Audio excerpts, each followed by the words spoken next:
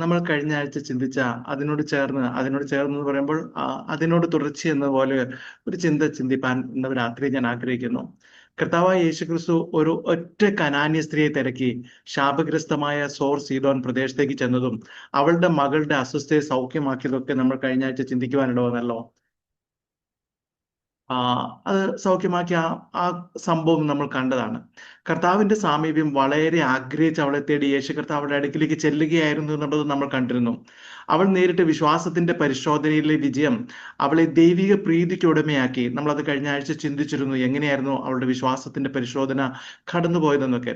ആദ്യം അവളെ ഗൗനിക്കാതിരുന്ന കർത്താവ് പിന്നീട് അവളുടെ കുറവുകളെ ചൂണ്ടിക്കാട്ടിയപ്പോഴും അതിനെ നിരസിക്കാതെ ദൈവകൃപയ്ക്കായി യാചിക്കുന്നത് ദൈവത്തിന്റെ മുമ്പിൽ നിന്നും കാണാതെ പോയ ഇസ്രായേലിലെ വ്യക്തികളുടെ കണ്ണ് തുറപ്പിക്കുന്ന ഒന്നാകേണ്ടതായിരുന്നു. ശരിക്കും പറഞ്ഞാൽ ആ കാരണം അവരെ വിട്ട് വേറൊരു ദേശത്ത് പോയി ഒരു സ്ത്രീയെ അവൾക്ക് ദൈവത്തിന് മുമ്പാകെ പ്രീതി അല്ലെങ്കിൽ ദൈവത്തിന് പ്രസാദം എന്ന നിലയിലായിരിക്കുന്നത് മറ്റുള്ളവരുടെ ഒക്കെ കണ്ണ് തുറപ്പിക്കേണ്ടായിരുന്നു.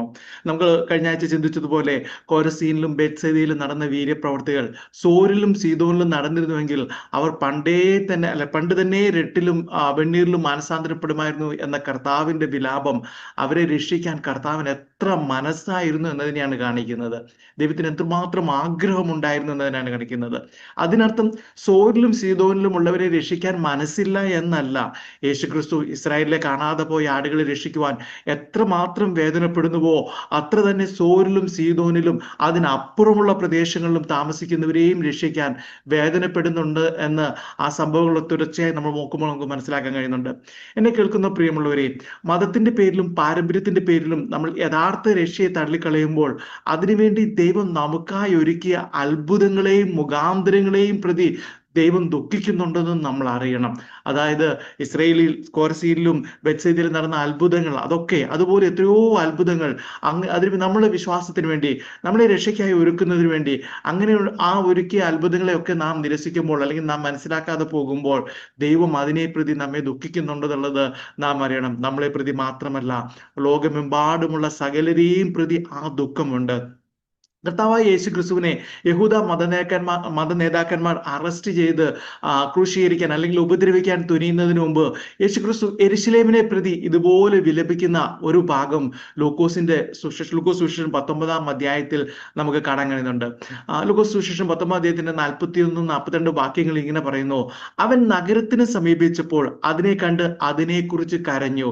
ഈ നാളിൽ നിന്റെ സമാധാനത്തിനുള്ളത് നീയും അറിഞ്ഞുവെങ്കിൽ കൊള്ളായിരുന്നു, ഇപ്പോഴോ അത് നിന്റെ കണ്ണിന് മറഞ്ഞിരിക്കുന്നു. നമുക്ക് പരിചിതമായ ഒരു വേദവാക്യമാണ്. അധികം പ്രസംഗിച്ചു കേട്ടിട്ടുണ്ടോ എന്ന് എനിക്കറിയില്ല, എങ്കിലും പരിചിതമായ ഒരു വേദവാക്യമാണല്ലോ. കഷ്ടതയും ക്രൂശീകരണവും യേശു ക്രിസ്തുവിനെ കാത്തിരിക്കുന്നുണ്ട്.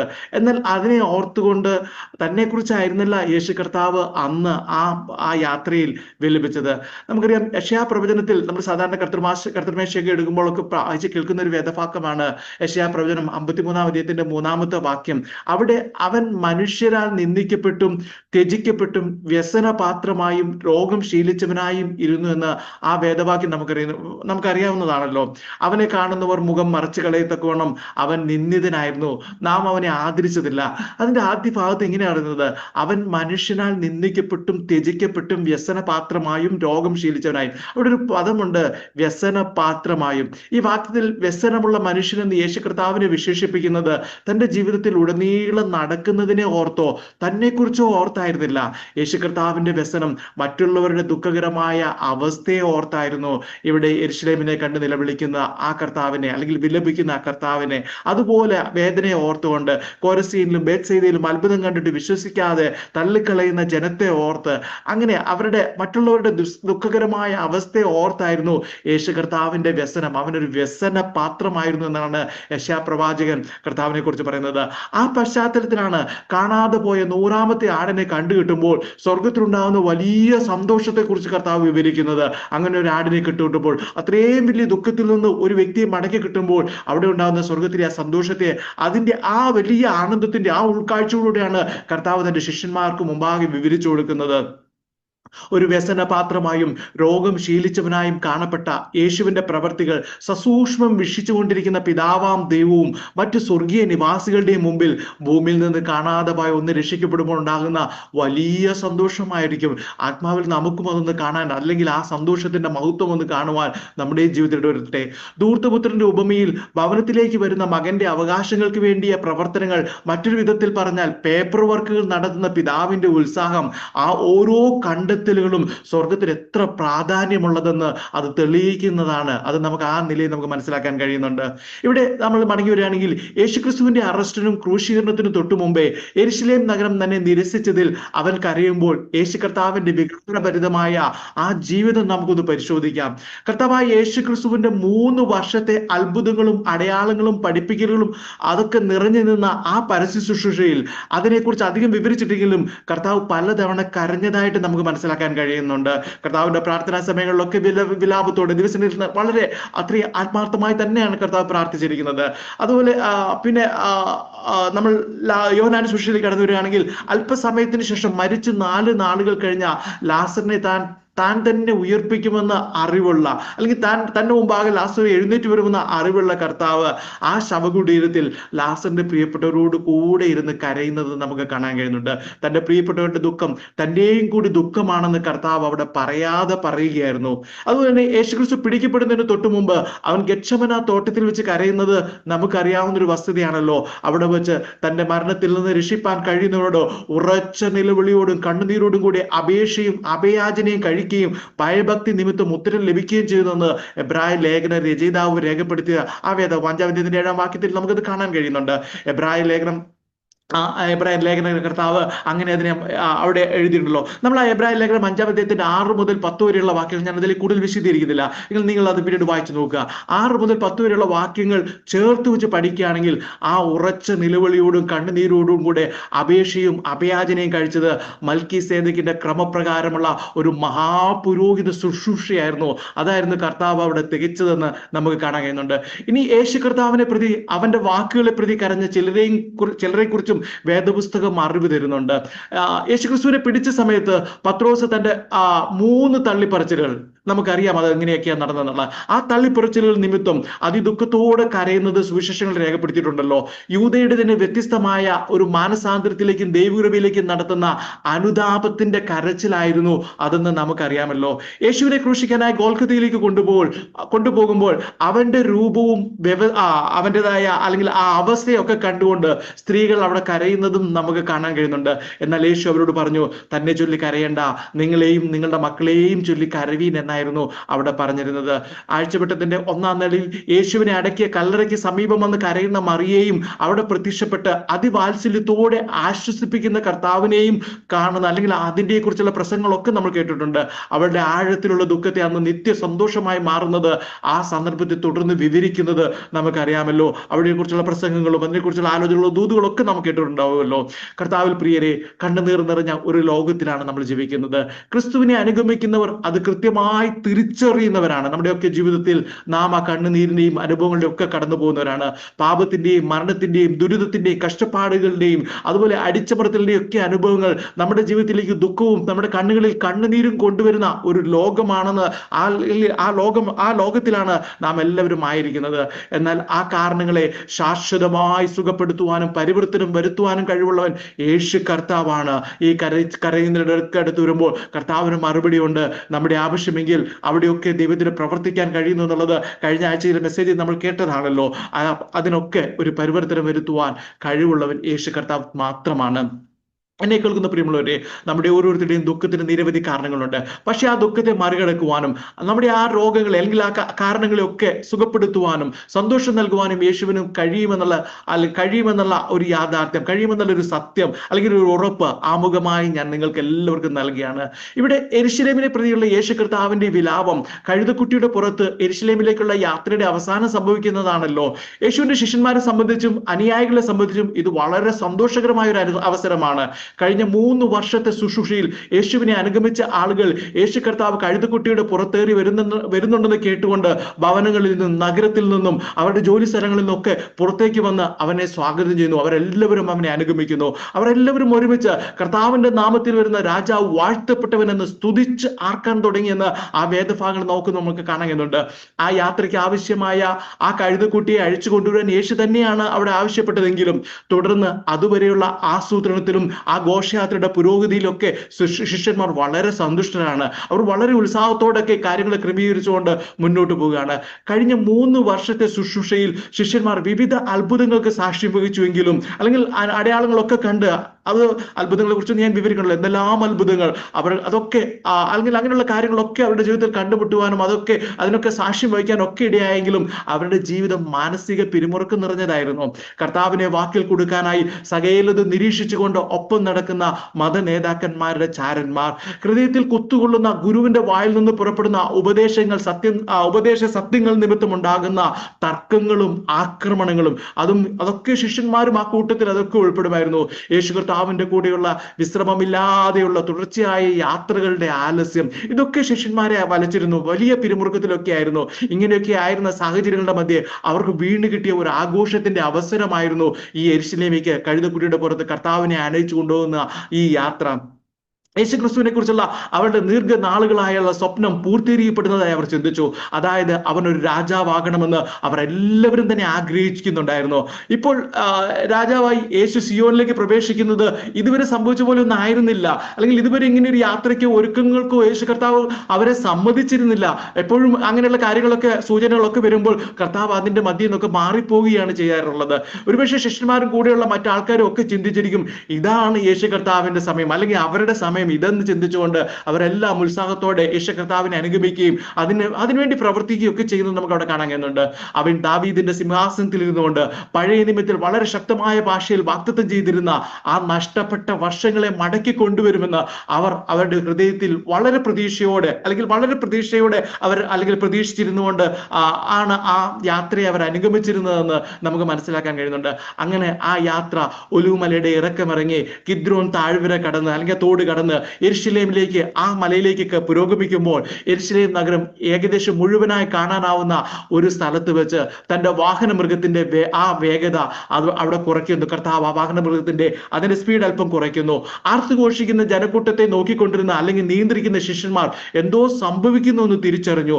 അവർ ആ കഴുതക്കുട്ടിയുടെ പുറത്ത് യാത്ര ചെയ്യുന്ന യേശുവിനെ നോക്കി യേശു കർത്താവിന്റെ മുഖത്ത് അവർ പ്രതീക്ഷിച്ചിരുന്ന ആ സംതൃപ്തിയുടെയും പ്രതീക്ഷയുടെയും പുഞ്ചിരിക്ക് പകരം അവൻ കരയുകയാണെന്ന് അവർ മനസ്സിലാക്കി. യെരുശലേം നഗരത്തെ കാണുന്ന അവരുടെ യജമാനന്റെ കണ്ണിൽ നിന്നും കണ്ണുനീർ ധാരധാരയായി ഒഴുകുന്നു. യേശു കർത്താവ് ആ നഗരത്തിനായി കരയുകയാണ്. അതൊരു ആനന്ദ കണ്ണീരല്ല എന്ന് അവർക്ക് മനസ്സിലായി. കാരണം ഇങ്ങനെ രാജാവായി പോകുമ്പോൾ, പുതിയ പദവികൾ പ്രാപിക്കുമ്പോൾ, അല്ലെങ്കിൽ എന്തെങ്കിലുമൊക്കെ നമുക്ക് ലഭിക്കുമ്പോൾ നമ്മുടെയൊക്കെ മനസ്സിൽ, അല്ലെങ്കിൽ അത്രയും വലുതൊക്കെ ലഭിക്കുമ്പോൾ നമ്മുടെയൊക്കെ മനസ്സിൽ ഒരു ആനന്ദ കണ്ണീരും കണ്ണിൽ നിന്ന് 1-2 തുള്ളിയൊക്കെ പൊടിയാറുണ്ട്. അതുപോലെ ഒരു ആനന്ദ കണ്ണീരല്ല എന്ന് അവർക്ക് മനസ്സിലാക്കി. ആ പ്രതികരണത്തിൽ അമ്പരന്ന ശിഷ്യന്മാരുടെ കാതുകളിലേക്ക് തുടർന്ന് കർത്താവിന്റെ വിലാപം അവർക്ക് മുഴങ്ങി കേൾക്കുകയുണ്ടായി. ആ വാക്കുകൾ യേശുവിന്റെ മനസ്സിലുണ്ടായിരുന്നത് എന്താണെന്ന് വ്യക്തമാക്കുന്നതായിരുന്നു. നമ്മൾ ആ വാക്യം വായിച്ചാണല്ലോ, ലൂക്കോസ് സുവിശേഷം 10-41-42 വാക്യം. അവൻ നഗരത്തെ സമീപിച്ചപ്പോൾ അതിനെ കണ്ട് അതിനെക്കുറിച്ച് കരഞ്ഞു. ഈ നാളിൽ നിന്റെ സമാധാനത്തിനുള്ളത് നീയും അറിഞ്ഞുവെങ്കിൽ കൊള്ളായിരുന്നു, ഇപ്പോഴോ അത് നിന്റെ കണ്ണിന് മറഞ്ഞിരിക്കുന്നു. പ്രിയമുള്ളവരെ, ഇവിടെ സമാധാനത്തിനുള്ളത് അവർ അറിയാത്തത് കൊണ്ട് സംഭവിക്കാൻ പോകുന്ന ചില കാര്യങ്ങൾ കൂടി അവരെ അറിയിക്കുന്നത് അതിന്റെ തുടർന്നുള്ള വാക്യങ്ങളിൽ നമുക്ക് കാണാൻ കഴിയുന്നുണ്ട്. അതിന്റെ 43-44 വാക്യങ്ങളോട് നാം വായിക്കുമ്പോൾ, അവിടെ ചേർത്ത് വായിക്കുമ്പോൾ നമുക്ക് കാണാൻ കഴിയുന്നത് ഇങ്ങനെയാണ്: നിന്റെ സന്ദർശന കാലം നീ അറിയാത്തത് കൊണ്ട് നിന്റെ ശത്രുക്കൾ നിനക്ക് ചുറ്റും വാടകോരി നിന്നെ വളഞ്ഞ് 4 പുറത്തും ഞെരുക്കി നിന്നെയും നിന്നിലുള്ള നിന്റെ മക്കളെയും നിലത്ത് തള്ളിയിട്ട് നിങ്ങൾ കല്ലിന്മേൽ കല്ല് ശേഷിപ്പിക്കാതിരിക്കുന്ന കാലം നിനക്ക് വരുമെന്നാണ് അവിടെ പറയുന്നത്. ഇതിനെക്കുറിച്ച് ചില കാര്യങ്ങൾ കൂടെ ലൂക്കോസ് 21-ാം അധ്യായത്തിൽ രേഖപ്പെടുത്തുന്നുണ്ട്. 21-ാം അധ്യായത്തിന്റെ 6-ാം വാക്യത്തിൽ ഇങ്ങനെ പറയുന്നുണ്ട്: ഈ കാണുന്നതിൽ ഇടിഞ്ഞു പോകാതെ കല്ല് കല്ലിന്മേൽ ശേഷിക്കാത്ത കാലം വരുമെന്ന് അവൻ പറഞ്ഞു. അതിന്റെ 20-ാം വാക്യത്തിൽ പറയുന്നുണ്ട്: സൈന്യങ്ങൾ യെരുശലേമിനെ വളഞ്ഞിരിക്കുന്നത് കാണുമ്പോൾ അതിന്റെ ശൂന്യകാലം അടുത്തിരിക്കുന്നു എന്ന് അറിഞ്ഞുകൊള്ളുവീൻ. അതിന്റെ 24-ാം വാക്യം വായിക്കുമ്പോൾ ഇങ്ങനെ പറയുന്നുണ്ട്: അവർ വാളിന്റെ വായ്ത്തലയാൽ വീഴുകയും അവരെ സകല ജാതികളിലേക്കും ബദ്ധരാക്കി കൊണ്ടുപോവുകയും ജാതികളുടെ കാലം തികവോളം ജാതികൾ യെരൂശലേം ചവിട്ടിക്കളയുകയും ചെയ്യുമെന്ന് ആ വാക്യങ്ങളൊക്കെ പറയുന്നത്. ഇതിന്റെയൊക്കെ തുടർച്ചയായ കാര്യങ്ങളാണ് അവിടെയൊക്കെ രേഖപ്പെടുത്തിയിരിക്കുന്നത്. ഇത് AD 70 സംഭവിച്ചു. ഈ പറയുന്ന കാര്യങ്ങളൊക്കെ കർത്താവിന്റെ മരണശേഷം, കർത്താവ് ഉയർത്തെഴുന്നതിന്റെ ശേഷം, സഭ സ്ഥാപിക്കപ്പെട്ടതിനൊക്കെ ശേഷം AD 70 ഈ പറയുന്ന കാര്യങ്ങളൊക്കെ അക്ഷരാർത്ഥത്തിൽ സംഭവിച്ചു. റോമൻ പട്ടാളം വന്ന് യെരൂശലേം പട്ടണത്തെ പൂർണ്ണമായി നശിപ്പിച്ചു. മശിഹായും രക്ഷകനും ദൈവവുമായിരുന്ന യേശു കർത്താവിൽ നിന്ന് സമാധാനം പ്രാപിക്കാൻ കഴിയാതെ യേശുവിനെ ഹീനനായ ഒരു കുറ്റവാളിയെ പോലെ യഹൂദന്മാർ കണ്ടു. ആയതിനാൽ അവരുടെ മേൽ അത്തരം ഒരു ദൈവിക ന്യായവിധി അനിവാര്യമായിരുന്നു. അത് ദൈവത്തിന്റെ ആ ഉദ്ദേശം അങ്ങനെ തന്നെ അതിൽ പോവുകയുണ്ടായി. യേശു കർത്താവിന്റെ അറസ്റ്റിനും ക്രൂശീകരണത്തിനും തൊട്ടു മുമ്പേ യെരൂശലേം നഗരം തന്നെ നിരസിച്ചതിൽ അവൻ കരയുമ്പോൾ ശിഷ്യന്മാർ വളരെ അത്ഭുതപ്പെട്ട് കാണണം. ഞാൻ മുമ്പ് അതിനെക്കുറിച്ച് ചില കാര്യങ്ങളൊക്കെ വിശദീകരിച്ചല്ലോ. യഥാർത്ഥത്തിൽ യേശു കർത്താവ് സന്തോഷിക്കുമെന്നാണ് അവർ പ്രതീക്ഷിച്ചത്. എന്നാൽ അവർ കാണുന്നത് അവൻ കരയുന്നതാണ്. ചില ദിവസങ്ങൾക്കുള്ളിൽ തന്നെ അവിടെ ഉയർന്ന ആർപ്പുവിളികൾ അവനെ അല്ലെങ്കിൽ അവിടെ കർത്താവിനെ മഹത്വപ്പെടുത്തിയ, അല്ലെങ്കിൽ കർത്താവിന്റെ നാമത്തിൽ വരുന്ന രാജാവ് വാഴ്ത്തപ്പെട്ടെ എന്നൊക്കെ പറയുന്ന ആ ആർപ്പുവിളികൾ അവനെ ക്രൂശിക്കുക എന്ന വലിയ ആക്രോശമായി മാറുമെന്ന് യേശു കർത്താവിന് അറിയാമായിരുന്നു. താൻ മരിക്കാൻ പോവുകയാണെന്നുള്ളത് യേശു കർത്താവിന് വ്യക്തമായി തന്നെ അറിയാമായിരുന്നു. പ്രിയമുള്ളവരെ, അത് മുമ്പൊക്കെ കർത്താവ് അതിനെക്കുറിച്ച് ശിഷ്യന്മാരോടൊക്കെ വിവരിച്ചിട്ടുണ്ട്. എന്നാൽ ഇവിടെ കരഞ്ഞത് അതിനെ ഓർത്തായിരുന്നില്ല. അതിനെ ഓർത്തായിരുന്നില്ല എന്ന് പറയുമ്പോൾ അത് കർത്താവ് ഇങ്ങനെയല്ലായിരിക്കും പറയുന്നത്, ഈ നഗരത്തിൽ എനിക്ക് എത്ര ഭയാനകമായ ഒരു അന്ത്യമാണ് കാത്തിരിക്കുന്നത്, അത് എത്ര ഭയാനകമായിരിക്കും എന്ന ചിന്തയോടെ അല്ലായിരുന്നു യേശു കർത്താവ് കരഞ്ഞതെന്ന് ആ തുടർന്നുള്ള ഭാഗങ്ങൾ നമുക്ക് വായിക്കുമ്പോൾ നമുക്ക് മനസ്സിലാക്കാൻ കഴിയുന്നുണ്ട്. യേശു മശിഹ ആ നഗരത്തെക്കുറിച്ച് ചിന്തിച്ചുകൊണ്ട് അതിന് വരുന്ന നാശത്തെ പ്രതിയാണ് അവൻ കരയുന്നത്. പിന്നീട് തന്റെ ക്രൂശീകരണത്തിനായി നിലവിളിക്കാൻ പോകുന്ന ആളുകൾക്ക് വേണ്ടിയാണ് അവൻ അവിടെ കരയുന്നത്. ഏതാനും ദിവസങ്ങൾക്കുള്ളിൽ അവൻ മരിക്കാൻ പോകുന്ന നഗരത്തിന്റെ മതിലുകൾക്ക് പുറത്ത് നിന്നുകൊണ്ട് യേശു കർത്താവ് കരയുകയാണ്. യേശു യെരൂശലേമിനെ ചൊല്ലി കരയുന്ന ഈ രംഗം നമ്മുടെ കർത്താവിന്റെ ഹൃദയത്തെ പൊതുവെ ലോകത്തോടും അതിനുള്ള ബന്ധത്തെക്കുറിച്ച് കാണിക്കുന്ന ഒരു ചെറിയ ചിത്രം മാത്രമാണ്. അതിന്റെ അല്ലെങ്കിൽ ചെറിയൊരു സ്മോൾ അല്ലെങ്കിൽ മിനിയേച്ചർ മാത്രമാണ് നമുക്ക് കാണാൻ കഴിയുന്നത്. ഇവിടെ യെരൂശലേമിനെ ചൊല്ലി കരയുന്നത് മാത്രമേ വിവരിക്കുന്നു എങ്കിലും ഏറ്റവും അവസാനമായി സർവ്വലോകത്തിലുമുള്ള സകലരോട് സുവിശേഷം പറഞ്ഞ് ശിഷ്യരാക്കാനുള്ള കൽപ്പന പുറപ്പെടുവിക്കുമ്പോൾ നമുക്ക് മനസ്സിലാക്കാൻ കഴിയും, യേശുക്രിസ്തു കാൽവറിയിൽ ഒരു മഹാപുരോഹിതനായി നിന്നുകൊണ്ട് ആ പരമയാഗം കഴിക്കുമ്പോൾ താൻ പ്രാർത്ഥിച്ചതും കരഞ്ഞതും സർവ്വലോകത്തിലുമുള്ള സകലർക്കും വേണ്ടിയാണെന്ന് നമുക്ക് മനസ്സിലാക്കാൻ കഴിയും. ആ കരച്ചിൽ ആ അർത്ഥത്തിൽ അത്രയും ആഴമുള്ളതായിരുന്നു. ഈ തിരുവെഴുത്തുകൾ പ്രകാരം നമ്മൾ ഈ നഗരം അല്ലെങ്കിൽ യെരൂശലേം നഗരം യേശുവിന് വളരെ പ്രിയപ്പെട്ടതായിരുന്നു, വളരെ വിലപ്പെട്ടതായിരുന്നു എന്ന് നമുക്ക് കാണുന്നുണ്ട്. പ്രിയരെ, ആ നഗരത്തിലുള്ളവരെ മാത്രമല്ല, സർവ്വലോകത്തിലുള്ള സകലരും ദൈവത്തിന് പ്രിയപ്പെട്ടവരാണ്, ദൈവത്തിന് ഇഷ്ടമുള്ളവരാണ്. അതുകൊണ്ടാണ് അവൻ ആ നഗരത്തിന് വേണ്ടി കരഞ്ഞത്. യോഹന്നാന്റെ സുവിശേഷത്തിലെ 17-ാം അധ്യായത്തിലുള്ള ഒരു മഹാപുരോഹിത പ്രാർത്ഥനയെ കുറിച്ച് മുമ്പ് നമ്മൾ ഈ പ്ലാറ്റ്ഫോമിൽ തന്നെ വിശദീകരിച്ചതാണ്. ആ മഹാപുരോഹിത പ്രാർത്ഥനയിൽ വിശ്വസിക്കുന്ന സകലരെയും ഉൾപ്പെടുത്തിക്കൊണ്ട് യേശു കർത്താവ് പ്രാർത്ഥിക്കുന്നുണ്ട്. എന്നെ കേൾക്കുന്ന പ്രിയമുള്ളവരെ, നാം എല്ലാവരും കർത്താവിന് പ്രിയമുള്ളവരാണ്. ആ പ്രിയം പ്രയോജനവും ജീവനുമായി മാറുന്നത് കഴിഞ്ഞ ആഴ്ചയിൽ നാം ചിന്തിച്ചതുപോലെ പരിശുദ്ധനായ ദൈവം മുമ്പാകെയുള്ള നമ്മുടെ സ്ഥാനം മനസ്സിലാക്കി ആ കൃപയ്ക്കായി അപേക്ഷിക്കുമ്പോഴാണ്, ആ കൃപ പ്രാപിക്കുവാനായിട്ട് സമർപ്പണത്തോടെ അടുത്തു വരുമ്പോഴാണ്. ദൈവത്തിന്റെ സ്വരൂപത്തിൽ മനുഷ്യൻ സൃഷ്ടിക്കപ്പെട്ടു എന്ന് ഉൽപ്പത്തി പുസ്തകത്തിൽ വിവരിക്കുന്ന ഭാഗങ്ങൾ നമുക്കറിയാം. നമ്മൾ ആ ഭാഗങ്ങളെ കുറിച്ച് വായിക്കുകയും കേൾക്കുകയും ഒക്കെ ചെയ്തിട്ടുണ്ടല്ലോ. അതിൽ നിരവധി കാര്യങ്ങൾ ഉൾപ്പെടുന്നുണ്ട് ദൈവത്തിന്റെ സ്വരൂപത്തിൽ മനുഷ്യൻ സൃഷ്ടിക്കപ്പെട്ടു എന്ന് പറയുന്നതിൽ. എന്നാൽ അവയിൽ പ്രധാനമുള്ള ഒരു വസ്തുത, ദൈവം ഒരു വ്യക്തിയായിരിക്കുന്നത് പോലെ നാം ഓരോരുത്തരും വ്യക്തികളാണ് എന്നുള്ളതാണ്.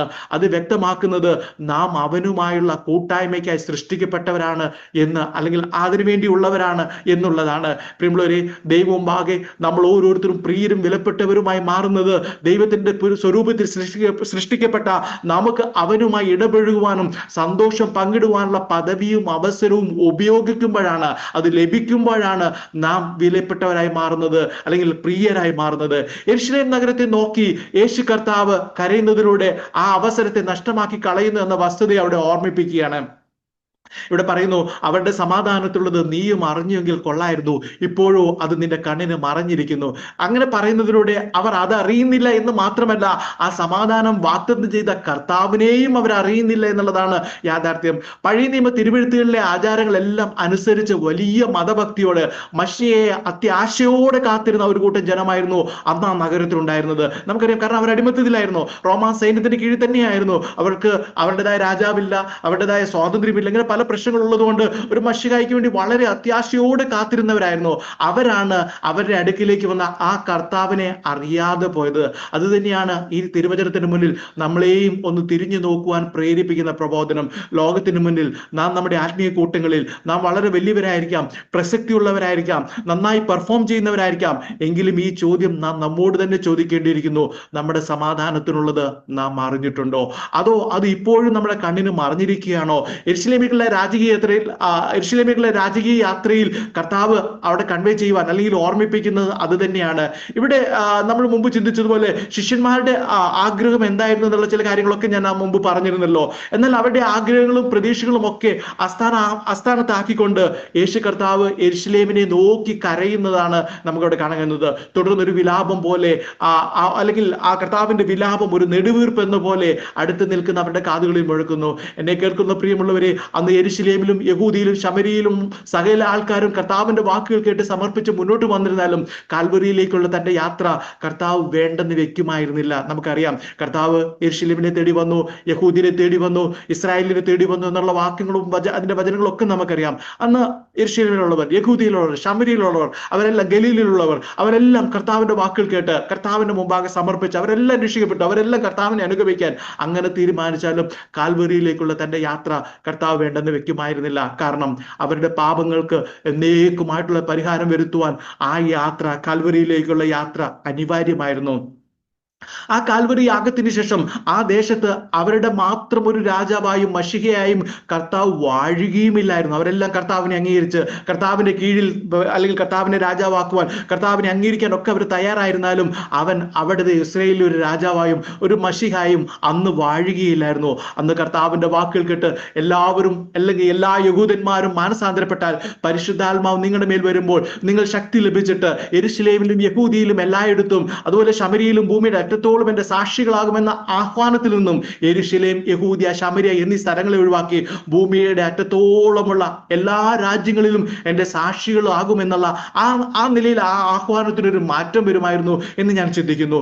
AD 71 യഹൂദന്മാർക്കുണ്ടായ പീഡനത്തിലൂടെ ആ ദേശം വിട്ടോടിയവർ, ആ ദേശം വിട്ടോടി എന്ന് പറഞ്ഞാൽ ഞാൻ ഒരു വാക്കി പറയുമ്പോഴും അത് ഭയങ്കരമായ വേദനയിലും ഭയങ്കരമായ പ്രയാസങ്ങളിലൂടെയാണ് കണ്ടുപോയത്. അവർ ആ ദേശം വിട്ടോടിയത് സ്വമനസ്സോടെ കർത്താവിന്റെ നല്ല സുവിശേഷം അറിയിക്കുവാൻ ആ വിട്ടോടിയ ജനങ്ങൾക്ക് അല്ലെങ്കിൽ അവർ സ്വന്തം മനസ്സോടെ ആഗ്രഹത്തോടെ കർത്താവിന്റെ ആജ്ഞ ഏറ്റെടുത്തുകൊണ്ട് ലോകമെങ്ങും അങ്ങനെ ഒരു ഭീതിയുടെ മുഖത്തല്ലാതെ സന്തോഷത്തോടെ അവർ യാത്ര ചെയ്യുമായിരുന്നു.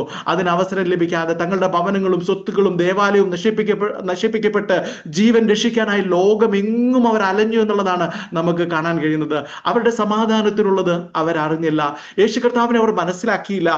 ദൈവപുത്രനായ യേശു ക്രിസ്തു ഒരു നഗരത്തെ നോക്കി, ഒരു ജനതയെ നോക്കി കരയുമ്പോൾ അത് വ്യക്തമാക്കുന്നത് ആ സമാധാനം പ്രാപിക്കാത്ത തുടർന്ന് വരുന്ന ശിക്ഷ അതികഠിനമാണ് എന്നുള്ള ആ സന്ദേശം തന്നെയാണ്. അത് തന്നെയാണ് അവിടെ അറിയിക്കുന്നത്. തുടർന്ന് വരുന്ന ശിക്ഷ അത് നമ്മൾ ചിലതിനെയൊക്കെ കാണുമ്പോൾ ചിലരെയൊക്കെ ഓർത്ത് അവർക്ക് വരാൻ പോകുന്ന അല്ലെങ്കിൽ വലിയ അസുഖങ്ങളൊക്കെ വരുമ്പോൾ അവരെ ഓർത്ത് നമ്മൾ ദുഃഖിക്കുമ്പോഴും വേദനിക്കുമ്പോഴൊക്കെ വരാൻ പോകുന്ന ആ വിപത്തിനെ ഓർത്തുകൊണ്ടാണ് നാം ദുഃഖിക്കുന്നത് എന്ന് പറഞ്ഞ പോലെ ഒരു നഗരത്തെ നോക്കി യേശു കർത്താവ് അല്ലെങ്കിൽ ഒരു ജനതയെ നോക്കി യേശു കർത്താവ് കരയുമ്പോൾ അത് വ്യക്തമാക്കുന്നത് ആ സമാധാനം പ്രാപിക്കാത്തവർക്ക് വരുന്ന വലിയ ശിക്ഷയെക്കുറിച്ചുള്ള ഉണ്ട് എന്നുള്ള ആ സന്ദേശം തന്നെയാണ്. കൃപയാൽ നമുക്ക് ആ ഭാഗ്യ പദവിയിൽ എത്തുവാൻ അവസരം ലഭിച്ചു. ആ സമാധാനം ധൈര്യമായി മുന്നേറാൻ ദൈവം നമ്മളെ ബലപ്പെടുത്തുന്നു. ആ കരച്ചിൽ നമ്മെ പ്രതിയും കൂടി ആയിരുന്നു. കനാന്യ സ്ത്രീയെ തേടിയെത്തി വിടിവിച്ച യേശു കർത്താവ് നമ്മളെയും തേടി വന്നു വിടിവിച്ചു എന്ന വലിയ ബോധ്യത്തോട് മുന്നോട്ട് പോകുവാൻ ദൈവം നമ്മുടെയൊക്കെ ജീവിതത്തിൽ കൃപ നൽകുന്നുണ്ട്. അതിന് കൃപ നൽകട്ടെ. ഈ വലിയ സമാധാനം പ്രാപിക്കാൻ കഴിയാത്ത ആരെങ്കിലും ഈ വാക്കുകൾ കേൾക്കുന്നുണ്ടെങ്കിൽ പ്രിയമുള്ളവരെ, ഇപ്പോൾ ആകുന്നു സുപ്രസാദകാലം, ഇപ്പോൾ ആകുന്നു രക്ഷാ ദിവസം. ഞാൻ എൻ്റെ വാക്കുകൾ ഇവിടെ ചുരുക്കട്ടെ. ദൈവ വിവചനങ്ങൾ നമ്മെ എല്ലാവരെയും അനുഗ്രഹിക്കുമാറാകട്ടെ. ആമേൻ.